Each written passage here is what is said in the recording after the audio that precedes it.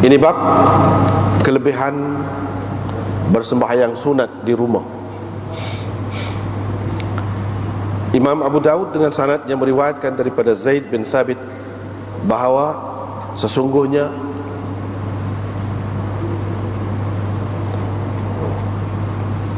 dia telah berkata, dia telah menceritakan Rasulullah sallallahu alaihi wasallam telah membuat satu bilik kecil di dalam masjid.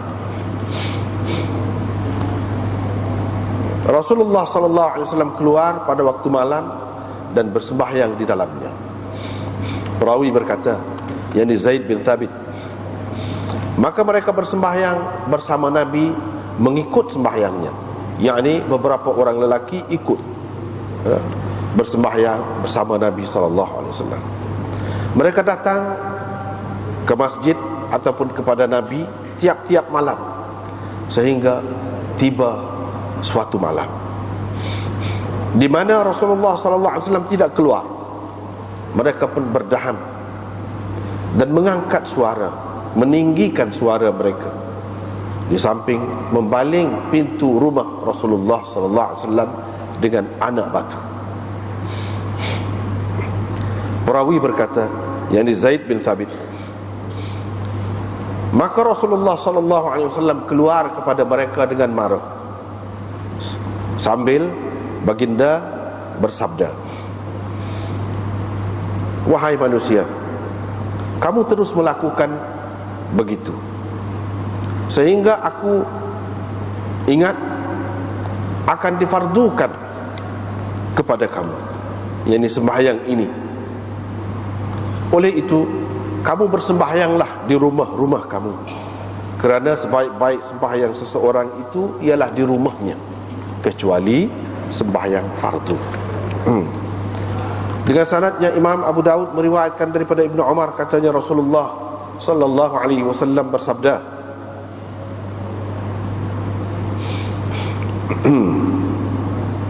kerjakanlah sebahagian daripada sembahyang kamu itu di rumah. Janganlah kamu jadikannya seperti kubur. Janganlah kamu jadikan rumah-rumah kamu itu macam kubur. Bab Imam Abu Daud dengan sanad yang meriwayatkan daripada Abdullah bin Hubshi Al-Khathami bahawa Nabi SAW pernah ditanya, apakah amalan yang paling afdal?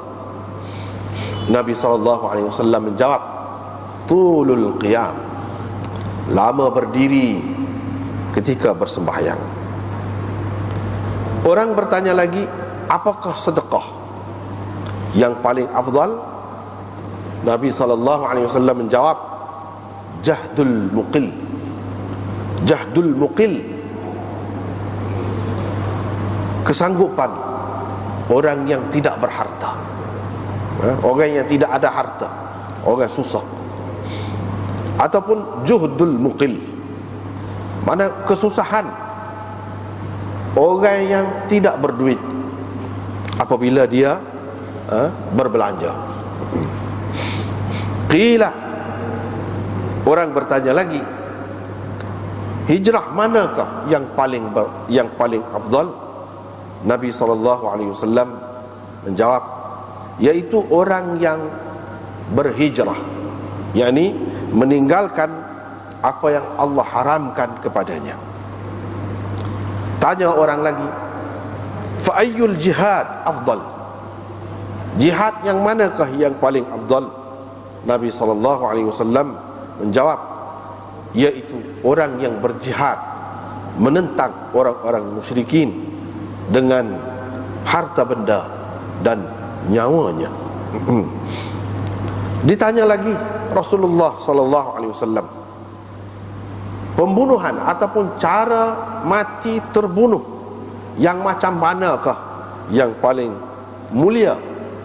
Nabi SAW menjawab, yaitu orang yang ditumpahkan darahnya dan disembelih ataupun dipotong kaki kudanya yang pantas ataupun yang tangkas. Ini bab galakan mengerjakan sembahyang malam. Dengan sanadnya Imam Abu Daud meriwayatkan daripada Abi Hurairah, katanya Rasulullah sallallahu alaihi wasallam bersabda, Allah merahmati seorang lelaki yang bangun pada mana-mana waktu di tengah malam, lalu dia bersembahyang dan menyedarkan juga istrinya, membangunkan istrinya, lalu istrinya juga bersembahyang. Jika istrinya enggan, dia merenjiskan air di muka istrinya. Allah merahmati seorang perempuan yang bangun pada mana-mana waktu di tengah malam, lalu dia bersembahyang di samping dia menyedarkan suaminya. Jika suaminya enggan, direnjisnya air di mukanya. Dengan sanadnya Imam Abu Dawud meriwayatkan daripada Abi Sa'id dan Abi Hurairah, mereka berdua berkata, Rasulullah sallallahu alaihi wasallam bersabda, sesiapa yang bangun pada waktu malam dengan dia menyedarkan istrinya, lalu mereka berdua bersembahyang bersama-sama, mereka berdua ditulis dalam senarai orang-orang yang mengingati Allah, orang-orang lelaki dan perempuan yang banyak mengingati Allah.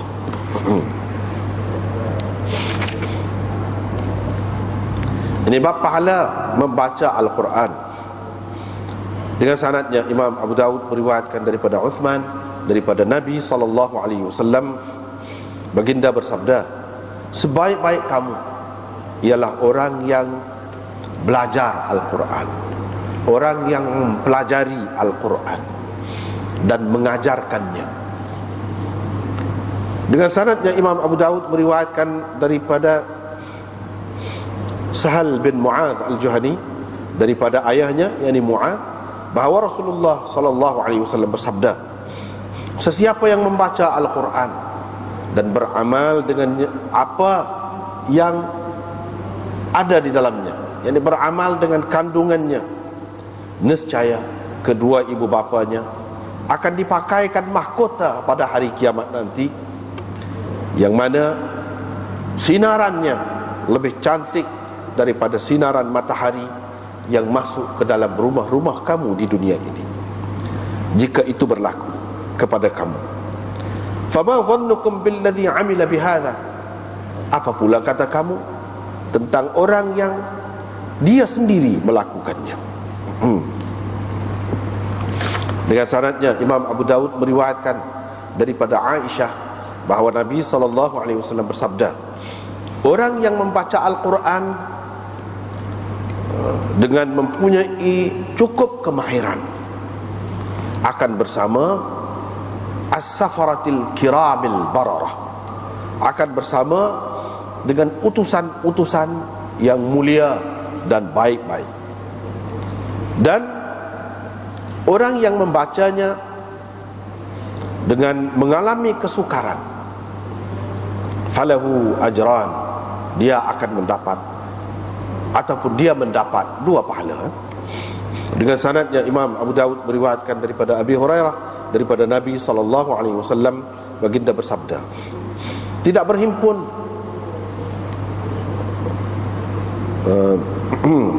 tidak berhimpun satu kumpulan orang di mana-mana rumah Allah, mereka membaca Al-Quran, kitab Allah, dan bertadarus di antara sesama mereka, melainkan turunlah ke atas mereka ketenangan dan mereka dikelubungi rahmat dan dikerumuni malaikat. Allah pula akan menyebutkan mereka itu di kalangan orang-orang yang hampir dengannya. Dengan syaratnya Imam Abu Dawud meriwayatkan daripada Uqbah bin Amir Al-Juhani, katanya, pernah Rasulullah SAW keluar kepada kami, pada ketika itu kami berada di suffah, di serambi masjid. Maka baginda bersabda, siapakah di antara kamu yang suka pergi ke Buthan ataupun Aqid. Di sana dia dapat mengambil 2 ekor unta betina yang tinggi bonggolnya dan cerah pula ke kulitnya, tanpa melakukan apa-apa dosa terhadap Allah dan tanpa memutuskan silaturrahim. Mereka menjawab, kami semua tentulah suka wahai Rasulullah, tentulah mahu. Qala, pada ketika itu Nabi SAW bersabda, sesungguhnya kalau seseorang daripada kamu tiap-tiap pagi pergi ke masjid, lalu belajar di masjid itu 2 ayat daripada kitab Allah, yakni Al-Quran, itu terlebih baik lagi baginya daripada 2 ekor unta. Jika 3, maka 3. Sama seperti bilangan unta itu.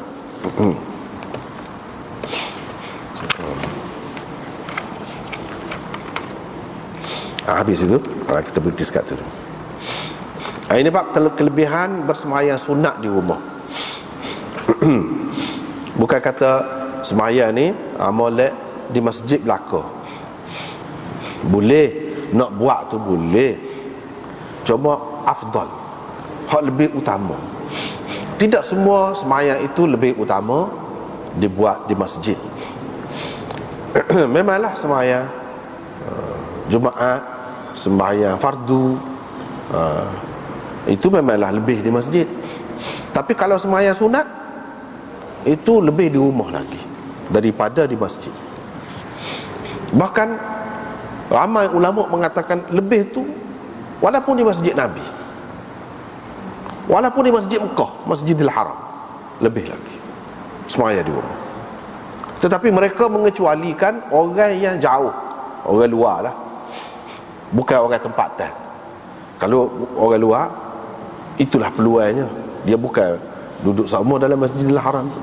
Kalau dia sembahyang sunat situ, itu kecuali. Begitu juga di Masjid Nabi. Dengan sebab itulah ulama-ulama mengatakan orang luar kepada orang luar, tawaf itu kepada dia lebih baik lagi daripada sembahyang. Kalau nak kira asalnya sembahyang itu lebih lagi daripada tawaf. Tetapi kepada orang luar, sebab peluang untuk tawaf tu dia tak boleh sama. Kalau dia tidak duduk Mekah tu, tidak duduk dekat Kaabah tu, dia tak boleh dah tawaf, tak ada peluang. Tapi kalau sembahyang, mana-mana pun boleh. Dengan sebab itu kepada mereka lebih baik tawaf daripada sembahyang. Tetapi kepada orang tempatan, lebih baik kalau hak sunat ni di rumah dia. Itu kalau padahal Masjidil Haram, Masjid Nabi tu memang kelebihannya sangat besar lah, nak banding dengan masjid-masjid lain. Setara tu pun kepada orang-orang tempatan, semua kata lagu tu. Tapi setengah-setengah ulama kata hak tidak tempatan pun, orang hak jauh pun, mana hak sunat di molek di rumah dia. Mana rumah dia, kalau tidak rumah dia, hak sebenarnya rumah sewa, hotel kau gapo masuklah hak tu. Lebih baik di rumah. Gitu.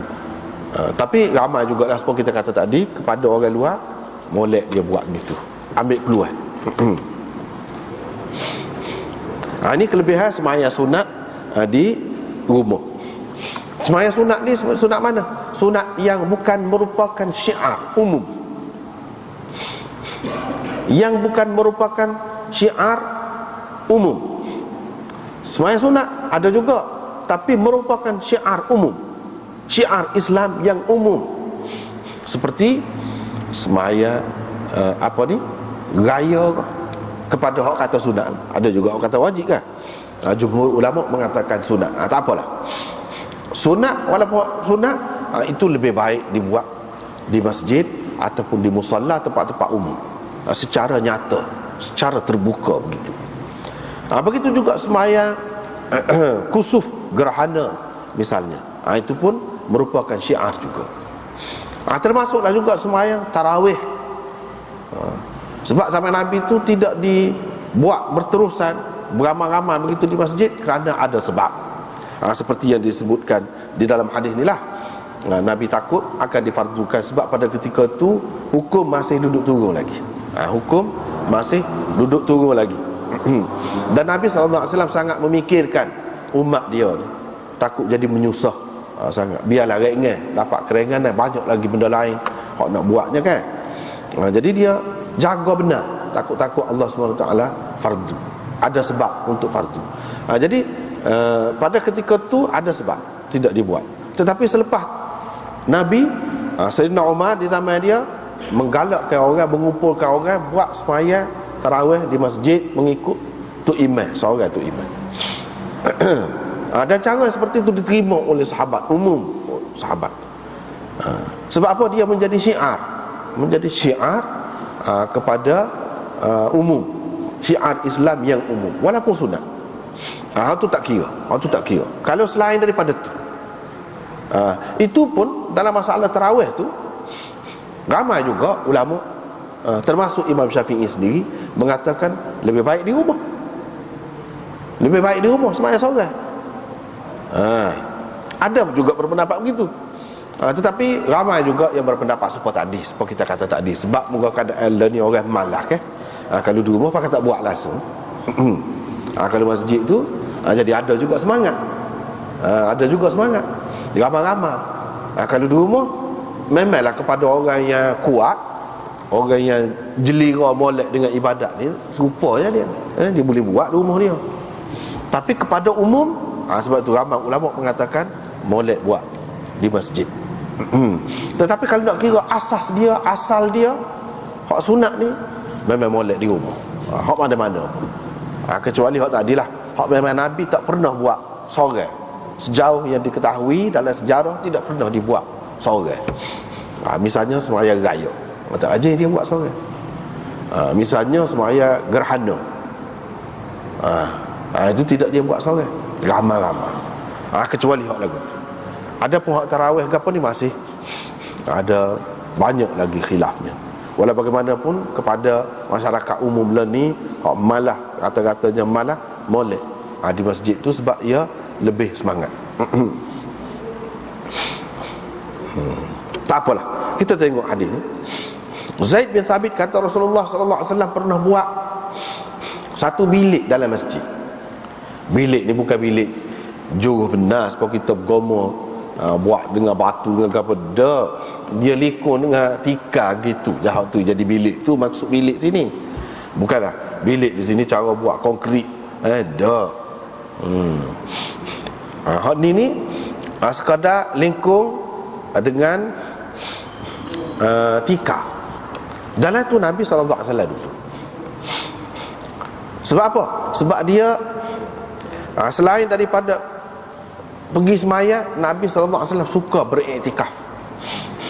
Apabila seseorang itu beriktikaf dalam masjid, maka di situlah tempat duduk dia. Dia tak boleh keluar daripada masjid mudah-mudah. Jadi terbatal pula iktikaf dia tu. Mana ada syarat-syarat dia lah, mana kaedah dia dalam bab iktikaf. Tu tidak di sinilah. Cumanya bila seseorang itu iktikaf, dia duduk dalam masjid. Bila duduk dalam masjid, setiap waktu nyada ketikanya dia nak makan, moga orang kan. Nyada ketikanya dia tidur, mengantuk. Bila tidur tu boleh jadi terdedah ke aurat, terbuka kain dan sebagainya. Ini adalah bimbingan daripada Nabi sallallahu alaihi wasallam kepada kita. Kalau kita beriktikaf dalam masjid, boleh buat lagu tu. Boleh buat lagu. Tapi tempat kita ni tak ada budaya tu kan. Tak ada. Ada pun mungkin sikit-sikit ada. Kalau nak pergi duduk, memang boleh buat lagu ni. Kalau kita pergi luar-luar negeri, memang banyak. Dia pasal dengan apa ni, skrin ke ataupun apa ni kita kata kain lasir gitu, tutup sikit. Duduk dalam tu. Itu boleh duduk. Syaratnya jangan sampai mengganggu orang. Jadi sempit, orang nak duduk dalam, masuk dalam masjid, jangan lagu itulah. Dan pada ketika orang sembahyang berjemaah, orang ramai, kita boleh buka gitu. Boleh buka. Jadi boleh duduklah tempat tu. Jangan buat tetap sampai tak boleh buka. Macam tikar tadi, kita boleh buka kan, letak lain. Jadi boleh gunalah situ. Ataupun di penjuru di belakang, kalau misalnya kita kata tempat orang tak akan penuh kat mana-mana pun, tempat lagu tu boleh buat. Tapi mungkin bergantung kepada pihak pengurus lah, penjaga masjid.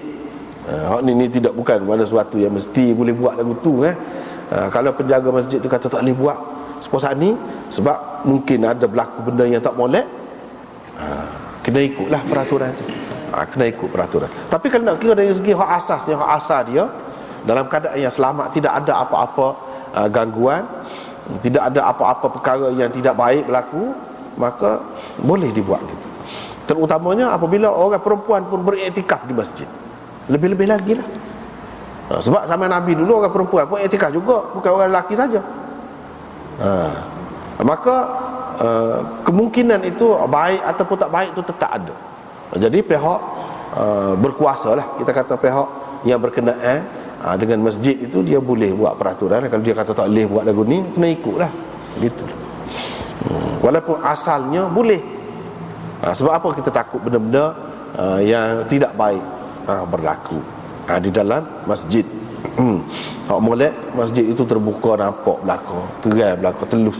Orang kata tak ada lah kemungkinan benda-benda yang tidak baik itu berlaku dalam masjid.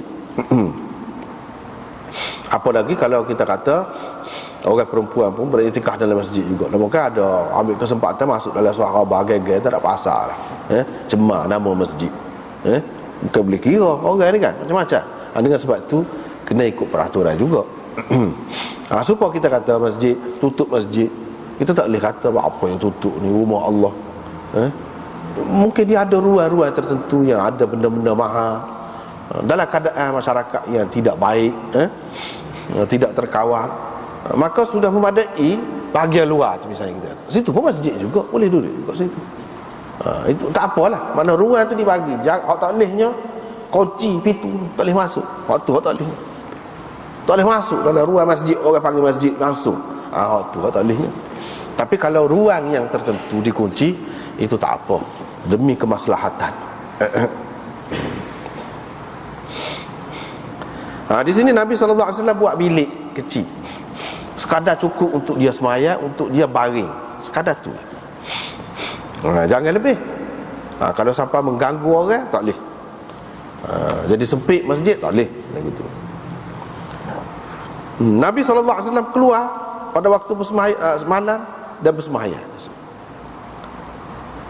Dalam hadis ini sebenarnya ada takdim dan takhir.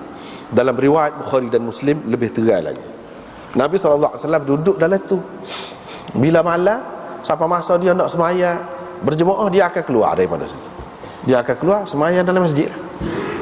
Dalam tempat ramai-ramai orang nampak lah. Gitu.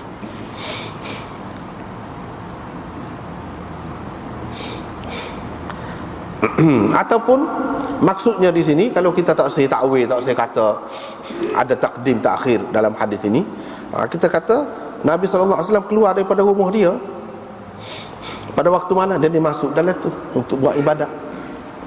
Jadi hak Nabi SAW semayang ni, orang semayang ikut dia ni lagu mana? Dia dalam keadaan duduk dalam tu. Bukan sebab semayang hak fardu ni dia terang orang nampak dia dengan jelas, duduk luar juga. Ni tak, dia duduk dalam tu. Tapi sahabat-sahabat ni suka sangat buat ibadat dengan Nabi SAW. Bila saja ada peluang nak tengok Nabi SAW buat gitu, dan mereka pun tahu semayang ni hak malam ni banyak boleh berjemaah, dia pergi ikut. Walaupun tidak jelas lagi Nabi tidak ayat ni hak kita nak semayang ni, semayang tarawih ni, dia tak ayat gitu. Sebab semayang malam tu termasuk dalam semayang malam tu, witir ke apa, tahajud ke apa, termasuk dalam tu. Sahabat-sahabat sudah tahu, dah tak apa, dia pergi ikut Nabi SAW. Ikut tu kiranya dia nampak lah. Daripada sinilah ulama-ulama membuat kesimpulan, kalau tu iman tu tidak nampak terang benar sepenuhnya, tapi nampaklah sikit-sikit, boleh dah. Nampaklah, kita kata macam tikar ni kan, dia ada lubang-lubang sikit, ada bayar, kalau kita kata tahulah ini rokok, ini sujud, tahu. Dia kena nampak gitu, tak boleh tak nampak. Kalau nampak gitu tak apa, walaupun dia duduk di tempat yang agak lindung, tak apa. Kalau tak nampak langsung tak apa, kalau kita duduk jauh, tapi orang nampak dia tu maknanya bersambung lah, macam kita kata ni masjid ni imam semayang sini, kita semayang luar ni, tak apa, moga bersambung. Tu tak apa, tak nampak pun. Ni kalau dekat, kena nampak. Kena nampak. Semaya ikut dia. Begitulah beberapa malam. Sehingga tiba satu malam Nabi SAW tak tubik, tak keluar. Pok-pok ni apa lagi duduk dah. Gitu. Gitu. Tujuan apa ni? Minat sangat, suka sangat bersembahyang dengan Nabi SAW. Itu kalau kita tengok gambaran sahabat-sahabat dulu lagu mana, suka ibadat. Ni bukan kerah ni, tak panggil, pergi sendiri. Ni bezanya orang zaman Nabi SAW dengan orang zaman kemudian. Dan kalau nak betul-betul nak berjaya, dia kena kembali kepada asal dalam apa perkara sekalipun, dalam pemikirannya, jiwanya, amalannya, gerak kerjanya, matlamatnya, kena serupa. Baru berjaya, serupa dulu. Kejayaan dunia dan akhirat. Mereka tidak kejar dunia, tidak tuju dunia, tetapi Allah SWT bagi kepada dia kerajaan alam dalam masa yang singkat saja. Daripada sekecil-kecil negeri tu, orang panggil negara Madinah tu sangat kecil, tapi jadi jatuh ke tangan Islam dalam masa yang tak lama metah. Itu akibatnya, hasilnya. Kalau kita nak kira dari segi amalan mereka ini, lagu ni malam-malam kalau ada Nabi SAW buat ibadat, nak turut Nabi, suka. Di samping itu mesranya dengan Quran itu, nak dengar sendiri Nabi baca, nak menghayati bacaan Nabi SAW dalam sembahyang tu. Kalau Nabi SAW sudah tahu ramah, lagi dia baca Qadrah lagi, baca Qadrah lagi, nak suruh dengar alif belakang. Di samping itu ingat Quran. Pada ketika tu moga baru-baru lagi kan Quran, nak suruh ingat Quran tu, itulah cara. Cara bacanya, cara sebutnya, dan tertibnya lagu mana, gitulah. Ikut Nabi lah, ikut Nabi dengar Nabi. Dah amlah pokok ni, dan sengaja dia derah suara, kecek biar derah. Maksudnya seperti kita kan, kalau tu email biasa kita kata bunyi geger, mana orang ramai tu kira-kiranya gaduh sikit dia. Dia ingatkan Nabi SAW nak tubik lah sepuluh skala sebelum malam tu. Dan mereka membaling anak batu ke pintu rumah Nabi. Sampai itu baling anak batu ni, dia bukan satu penghinaan, satu perbuatan yang biadab, tidak. Ini masalah uruf, masalah adat sesuatu tempat itu. Adat sesuatu tempat tidak serupa. Kalau satu tempat buat gini, maknanya bagus. Setengah tempat buat gini, jangan marah kau kan. Dia tak serupa. Serupa juga mungkin dengan tempat kita ni, kalau kita banding anak batu lagu tu biadab. Tapi dalam masyarakat Arab, terutama pada ketika itu, ini ialah cara nak panggil orang. Cara nak panggil orang. Anak batu kecil-kecil, mudahlah muka dia, lantai dia ni pun bukanlah seperti kita ni masjidnya ada anak batu gitu, atas anak batu semaya, atas pasir gitu je lantai dia tu. Nabi SAW pun tubik dengan marah. Kira-kiranya dia naknya, mana sahabat tak faham. Sahabat tak faham pada ketika tu. Lepas pada tu kan, hak mana hak faham dah tu tidak buat gitu. Ada lagi hak tidak faham. Begitulah seterusnya. Bila dia sudah faham, dia tak buat dah lah begitu. Dia kata, duk tu buat kerjaan lagu tu, yang aku punya bimbang, takut-takut difardukan kepada kamu. Apabila difardukan jadi susah. Kalau kamu tidak susah pun, bukan kamu saja yang akan terima Islam ni kira-kira. Orang kemudian lagu mana? Orang kemudian lagu mana? Maknanya di sini Nabi SAW tak say beri susah lah umat dia, pengikut dia. Walaupun kata minat ataupun suka ibadat pun, kita kena fikir juga orang lain. Kena fikir juga orang lain. Nabi SAW pun kata, kamu kenalah semaya di rumah kamu. Kalau nak juga, tak apa, buat di rumah. Kerana sebaik-baik semaya seseorang tu ialah di rumahnya. Tu hak paling molek. Kecuali sembahyang fardu. Sembahyang fardu tidak lebih molek di rumah. Hak lebih moleknya di masjid. Tu hak lebih molek. Secara umum lah. Mungkin ada keadaan-keadaan tertentu tidak gitu, tetapi secara umumnya pada dasarnya gitulah.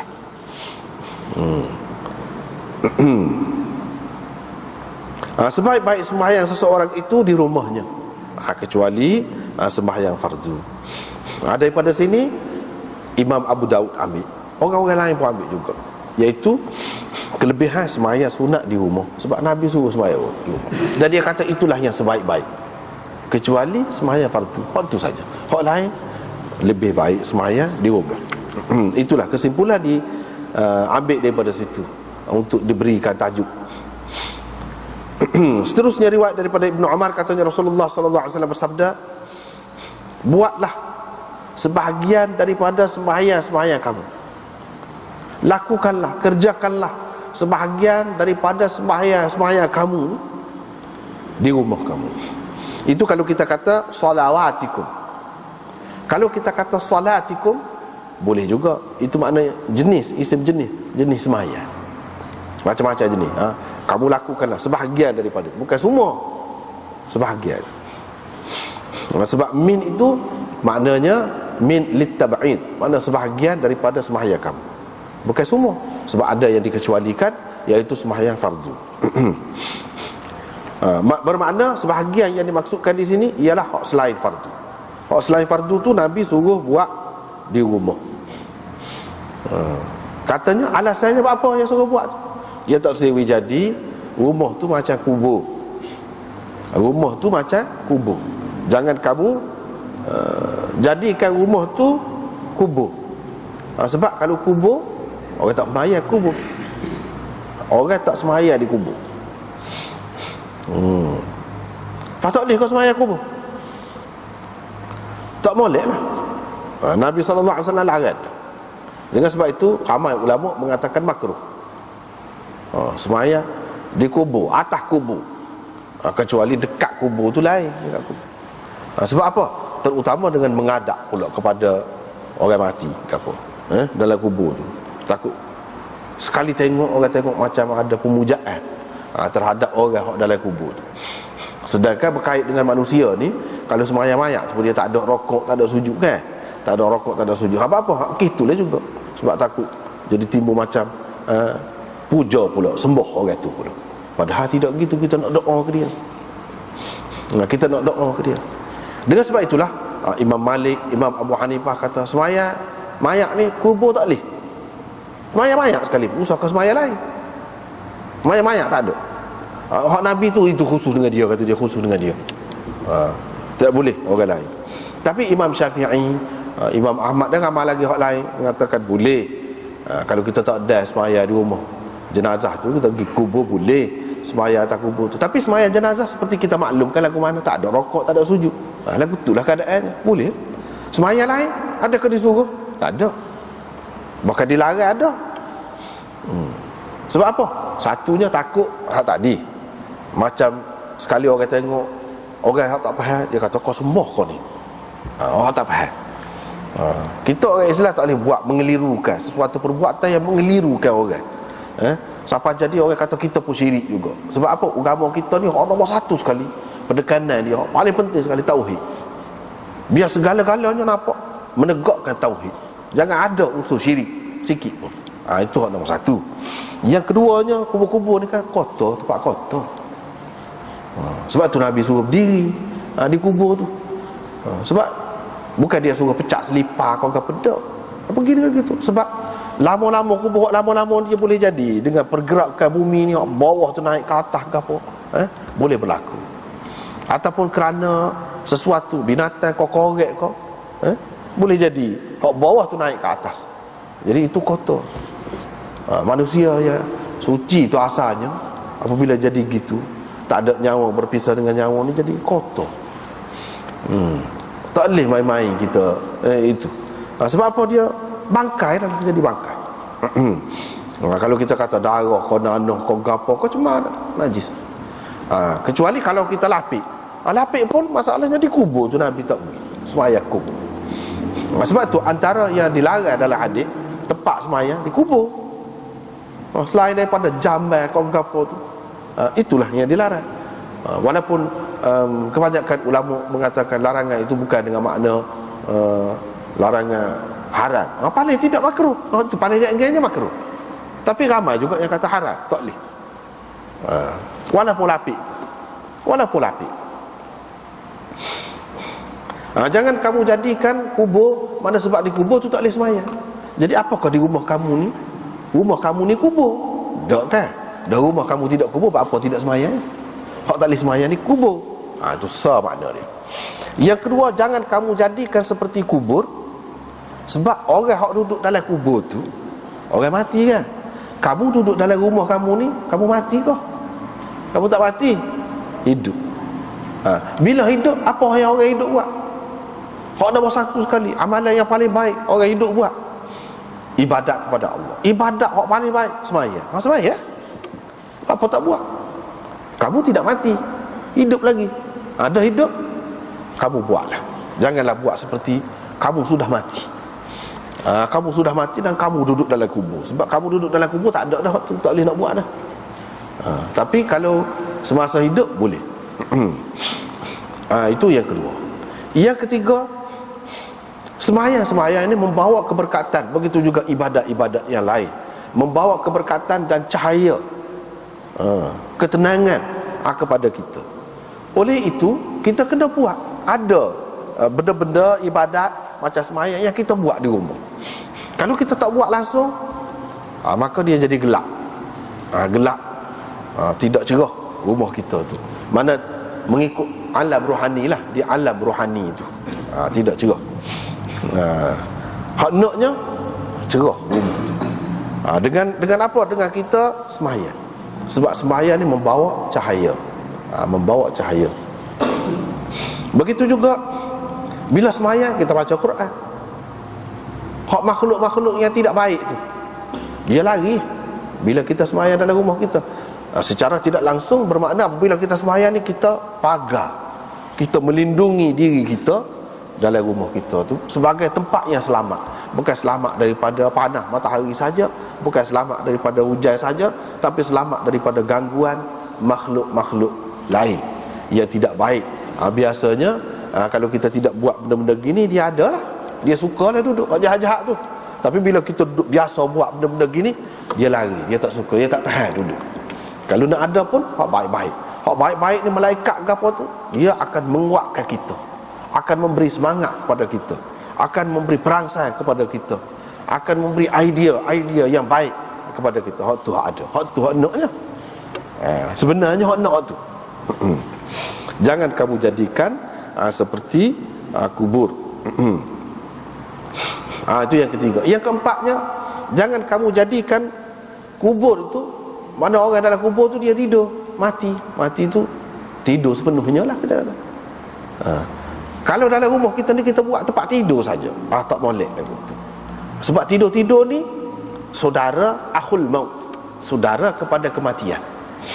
Allah SWT beri tidur tu pun untuk kita mikirlah, ingat kemati. Jangan kita buat lagu tu. Jangan kita kira untuk tidur saja rumah.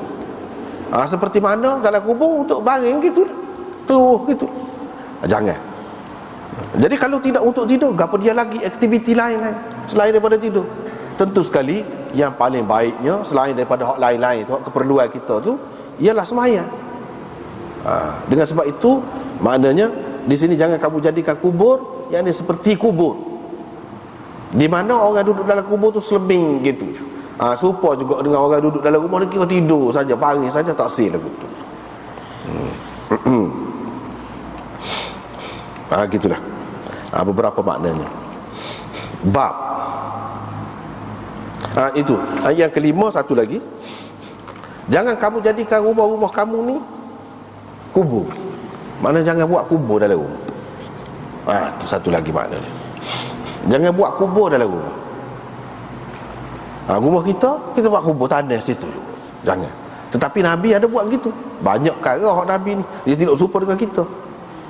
Nabi dia royak, dan Nabi-Nabi ni dia dikemumikan di tempat dia mati. Dia mati mana? Situ. Dia mati dalam rumah Aisyah, rumah dia lah. Dikebumikan di situ, lain. Jadi hak ni hak dia kata ni untuk orang-orang lain, jangan buat. Sebab apa? Sebab tidak sesuai. Kalau kubur, jadi kita ni jadi sedih semua, murung semua, takut semua. Sedangkan selagi kita hidup, kita perlu buat kerja, kita perlu suka-suka juga, patut suka-suka. Ni kalau dalam rumah tu kubur, tu nampak kubur macam jadi sedih. Bukan lagu tu ajaran Islam. Nak suruh sedih sepanjang hayat. Tidak lagu tu. Dan tak ada beza lah antara rumah dengan kubur, tak ada beza. Sepatutnya kubur ni dia ada kawasan dia. Bermakna hak Nabi naknya kubur ni ada kawasan dia. Seperti yang dia buat di zaman dia, ada perkuburan Baqi' dan perkuburan lain-lain lagi. Ada.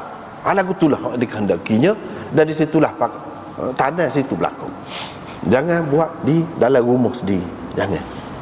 Kecuali kalau ada sebab-sebab yang munasabah. Ada sebab-sebab yang munasabah dan memang dibenarkan, tak apalah.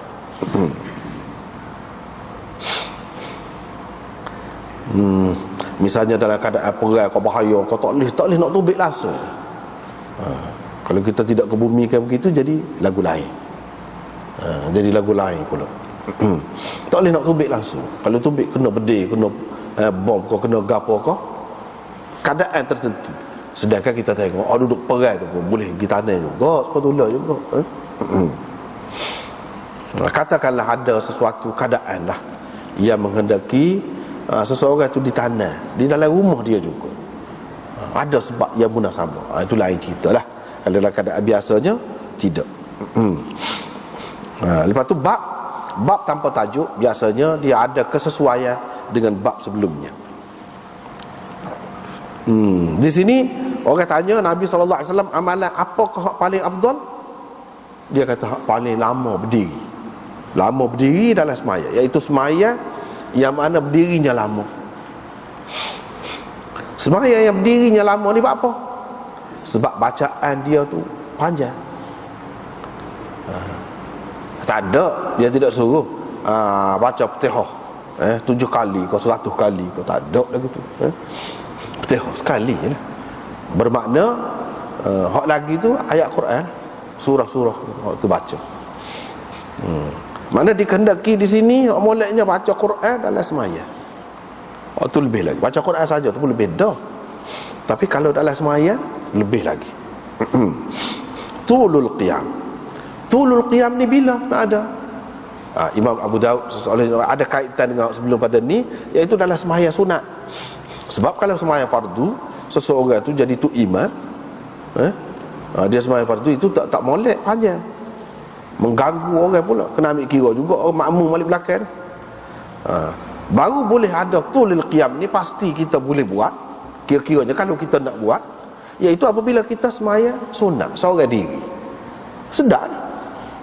Kalau berkait dengan orang, payah. Ini tulul qiyam ini isyarat kepada semaya sunat lah. Semaya sunat. Pas semaya sunat ni di mana? Di rumah lah, pak lebih afdalnya. Sebab kalau tulul qiyam ni semaya sunat di masjid, bayangkan orang pun kata Allah rajin semaya. Tak tadi lagi maya tak putih. Sudah.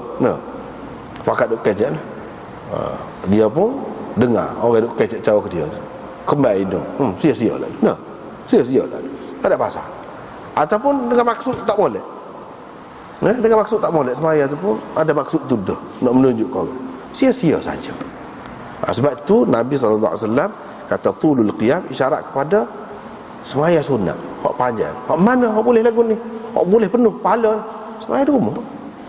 Ada kaitan dengan sebelum ni. Lepas tu sedekah mana hak paling afdal? Dia kata jahdul muqil. Kalau kita baca jahd, maknanya kesanggupan. Orang susah, tidak berada, tapi dia bukan orang kaya, dia tak berada lah, bukan orang berada kita kata, tapi dia sanggup juga buat kebajikan, beri sedekah. Itu sebaik-baik sedekah. Sebab apa? Sebab nak sanggup ni payah juga. Dalam keadaan piti sikit, keperluan banyak. Selagi juhdul muqil, kesusahan, yang sanggup dipikul oleh orang yang tidak berada, akibat daripada dia bersedekah. Bila dia beri sedekah, dia jadi susah lah. Susah pun dia sanggup, dia tanggung, dia sabar. Sebab apa? Orang lain lebih perlu kau misalnya, ataupun dia nak kebajikan, ni yang paling afdal. Sebab apa? Dalam keadaan dia memerlukan. Kalau orang kaya raya, hak senang dia tak serah dia. Walaupun dia beri banyak, tak ada apa, tak ada berasa susah. Tak ada kena sabar lepas pada tu dak. Hak ni dia kena sabar, kena sanggup lah lepas pada ni. Tak boleh lah makan mewah. Misalnya kena kuranglah sikit sebab kita beri ni. Dia kena mikir. Ada pun orang kaya tak payah mikir. Bila tak mikir, dia tak ada lah kelebihan tu. Tetapi dari segi kelebihan, kalau dia buat, orang kaya tu pula dia buat kena cara pula, kena tepat pula, tu bolehlah dari segi lain lah. Dari segi lain.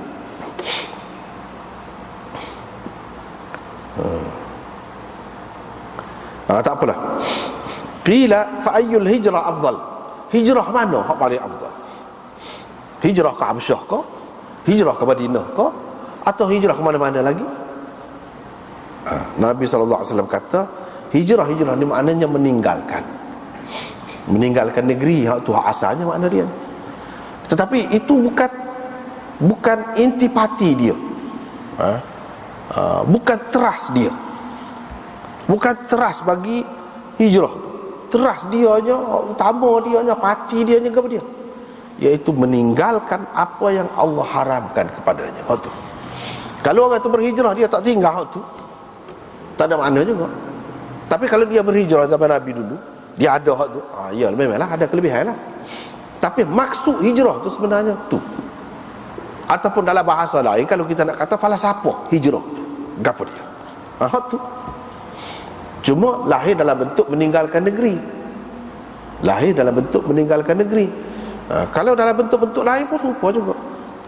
Mana kita kena susah.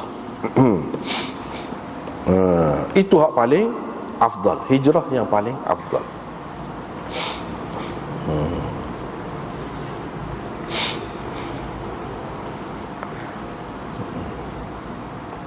Jadi hak ni luah lah, mana tidak terikat dengan hijrah. Hak zaman Nabi dulu, kalau hak tu kita duduk kita duduk nak setara mana pun, kepingin setara mana pun tak boleh dah hak tu. Bahkan zaman dia pun dia ayat dah, bila Fatih Makkah tu la hijrata ba'dal fathi. Habis dah. Apatah lagi zaman kita tak ada lah hak tu habis cerita, jadi sejarah dah lah. Hak sebenarnya apa yang dikehendaki daripada hijrah tu, hak tu bermakna orang Islam ni dia kena jaga benar daripada perkara yang haram. Kalau dia tidak lari, mungkin dia sendiri terlibat. Dalam keadaan itu hijrah kan? Hak itulah yang paling afdal. Kalau nak kira, suka juga duduk situ. Banyak perkara juga, tapi ada benda tak molek. Boleh jadi anak kita, misalnya kita fikir anak kita akan jadi tak molek lah sebab kawasan itu. Tapi nego kita bagus itu. Nego kita boleh kira, tapi pergaulan dia tak bagus. Boleh jadi anak kita terdedah kepada keadaan tidak baik dan akan melakukan perkara haram misalnya. Baik kita pindah, biarlah menego ni. Kita tidak utamakan waktu, utamakan apa yang diharamkan oleh Allah tu, takut-takut berlaku kepada kita. Waktu afdal. Hijrah yang paling afdal. Hak benda haram. Jihad yang paling afdal hak mana? Dia kata orang yang berjihad dengan orang musyrikin. Jihad dengan harta bendanya dan jiwa raganya.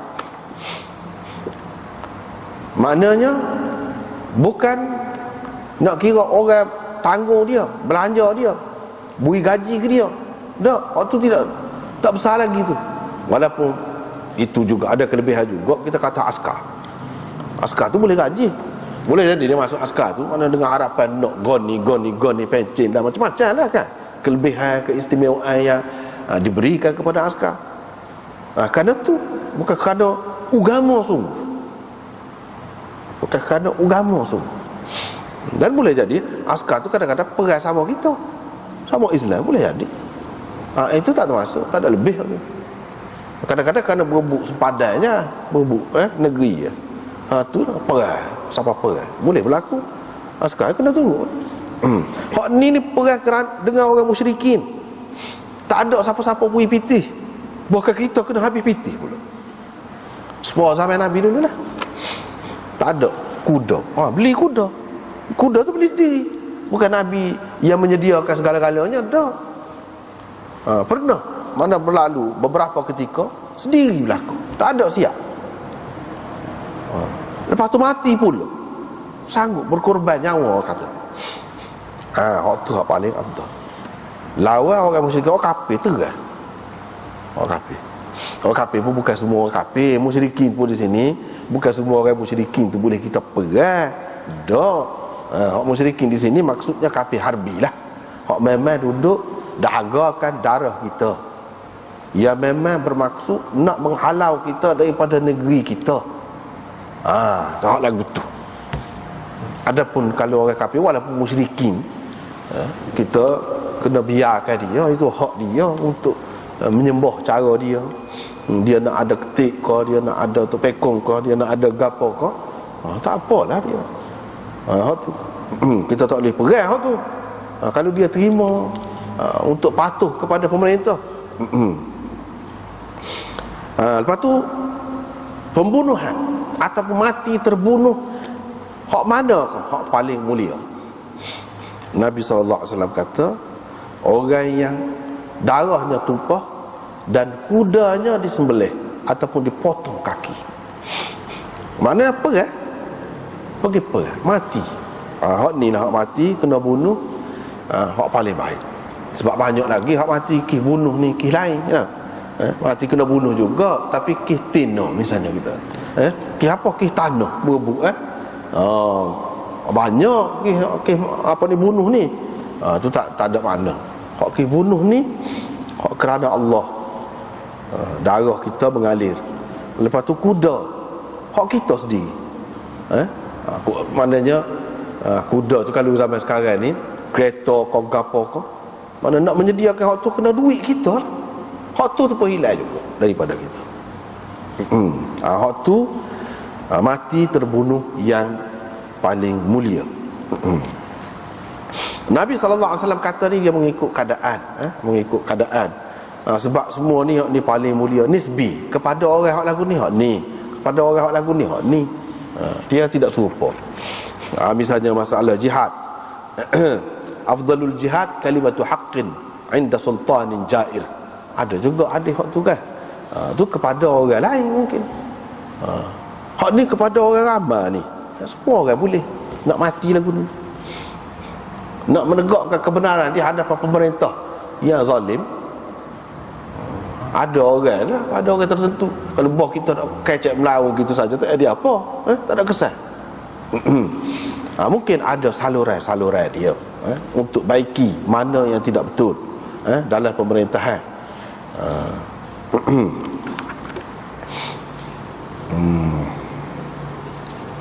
Kemudian babul has, galakkan qiyamul lail, bersembahyang malam. Riwayat daripada Abi Hurairah, dia kata Nabi SAW bersabda, Allah merahmati. Kalau kata Allah merahmati, bermakna jumlah tu dipakai dengan makna jumlah biasalah, khabariyah orang panggil, jumlah khabariyah, cerita. Tapi hak Nabi cerita tu tentu benda tu benda kenyataan, bukan cerita ni hak Nabi ni. Kalau cerita orang lain boleh jadi betul, boleh jadi tak betul cerita-cerita ni. Tapi kalau hak Nabi cerita ni mesti betul. Bila dia kata Allah merahmati, dan merahmati pula dia guna perkataan tu dalam bentuk madhi, fi'il madhi.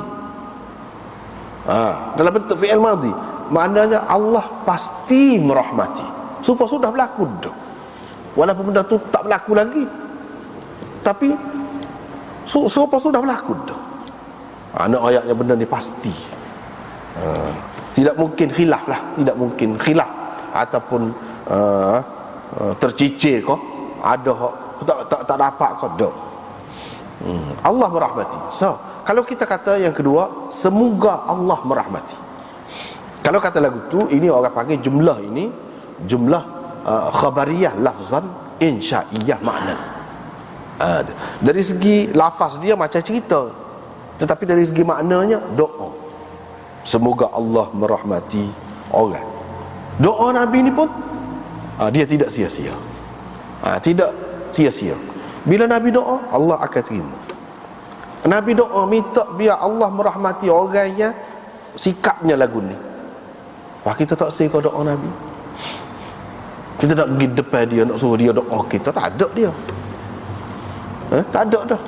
Lagu mana cara nak suruh kita dapat doa Nabi? Tengoklah dalam hadis. Banyak perkara macam ni. Ni doa dia lah. Doa dia ni berpanjangan. Sampai ke bila pun walaupun dia tak ada dah kena kepada orang yang buat supaya dia kata. Boleh orang tu. Kalau nak rahmat Allah berdasarkan doa Nabi, berdasarkan doa Nabi, tentulah doa Nabi. Hak biasa ni pun kita ni duduk dengan rahmat Allah dah ni. Boleh setara ni dengan rahmat Allah belaka dah. Tapi bila rahmat Allah tu dengan doa Nabi, ini adalah suatu keistimewaan yang lebih daripada biasa. Nak dapat hak ni lagu mana? Buat gini, buat ni. Bila-bila pun Nabi tak ada pun, seseolahnya kita pergi depan dia doa kita. Seseolahnya lagu tu lah. Bangun tengah malam, dia tak kira waktu mana. Minal lail. Min ni mana sebahagian daripada malam, tak kira lah. Dia semaya, dia gerak bini dia pun semaya. Kalau bini dia tak sebangun, lambat lah maksudnya. Dia renjiskan retik air di muka tu. Lepas tu Nabi kata pula seperti tadi juga, Allah merahmati ataupun semoga Allah merahmati. Seperti tadi perempuan yang lagu tadi juga perbuatannya. Ini hadis ini menunjukkan rumah tangga yang beribadat kepada Allah, saling tolong menolong dalam perkara kebaikan. Itulah rumah tangga yang paling bahagia. Baru bermakna kalau lagu ni keadaan dengan penuh mesra, dengan penuh sama suka, hak tu pun nak juga reti air bangun semaya. Hak ni paling baik. Jika dibuat lagu ni, mana tolong menolong dalam perkara ibadat. Tidak kata dia bangun seorang. Bapa yang bangun seorang, dia tahu dah marah kalau gerak. Kalau lagu tu tak boleh main lah. Jadi balah pula suami isteri. Hak naknya, hak ideal ni, sama-sama lagu tu. Kalau hak ni bangun dulu, hak ni reti air, maksudnya suruh gerak. Kalau tak perlu reti air, tak payah. Bukan mesti hak ni nak suruh mudah sedar hilang ngatuk. Jadi kata reti air tak mesti buat benda lagu tu, tak mesti. Begitu juga sebaliknya isteri, tolong menolong. Tidak kata orang kata nak masuk syurga seorang. Ada. Ni kalau buat dua-dua, kira-kiranya masuk syurga kedua. Biar boleh pahala, kebajikan, rahmat tu kedua-dua sekali. Hak tu. Mana masing-masing tu mikirkan kebaikan agama teman dia, kawan dia. Hak tu hak nak. Ada fikir hak tu. Bukan fikir untuk kebaikan dunia saja. Boleh untuk dunia saja, tidak. Tapi fikir juga untuk kebaikan ataupun untung akhirat. Untung dari segi agama. Hak tu baru bertuah lah orang tu. Berumah tangga lagu tu. Hak lagu tu lah hak Nabi kata kalau semaya orang sudah berkahwin ni lebih daripada orang hak tidak kahwin lagu tu. Tapi kalau rumah tangga duk main cekok balah semacam ni dah. Kau tegal sakit kepala dah. Tak siapa agaknya kira-kira maksud Nabi tu. Hak lebih ni bila ada ciri-ciri tadi. Hak salah gitu lebih kurang tu juga. Cuma dia raya kalau buat lagu sani pakak semaya sekali berjemaah. Bukan senang dia nak bangun tengah malam, terutama apabila jadi kebiasaan dia. Jadi budaya hidup dia tu. Bayangkan sepanjang hayat hidup daripada muda sampai tua kalau buat lagu ni. Kalau di sini dia tidak royak, kalau buat sokmo tak juga. Kalau boleh bangun lagu tu pun senarai dah. Cuma dalam senarai tu tentulah tidak sama orang hok nak malam sokmo dengan orang hok jarang-jarang. Tapi senarai tu hok dalam Quran tu sebut wadh-dhakirina Allaha katsiran wadh-dhakira. Hak dalam Quran sebut tu termasuk dah demo ni. Sebab apa dia buat ni? Dia buat benda hak bukan wajib ni, hak sunat. Dan benda ni tak ada kata masalah nak tunjuk-tunjuk ke orang ke apa, tak ada. Hak tahunya dia dengan isteri dia, dengan anak pinak dia. Ni orang yang ingat kepada Allah banyak. Kalau ingat hak dalam sembahyang fardu tu pun ingat dah. Tapi hak maksud dalam Quran kata hak dia sebut sifat orang mukmin gini, ada hak puasa, ada hak sembahyang, ada hak macam-macam tu kan. Hak beri sedekah. Termasuklah hak disebut mana sifat orang mukmin yang sempurna, yang baik ialah orang yang banyak mengingati Allah. Banyak mengingati Allah tu tidak semestinya dengan berzikir kata la ilaha illallah gitu. Semaya ni pun ada. Sebab dia kata ni ditulis dia, dicatat dia dalam senarai orang-orang lelaki dan perempuan yang banyak mengingati Allah. Masuk dalam senarai demo tu. Kemudian babun fi thawabi qiraatil Quran. Nampaknya kita tak ada tu sekali lah. Wallahu a'lam.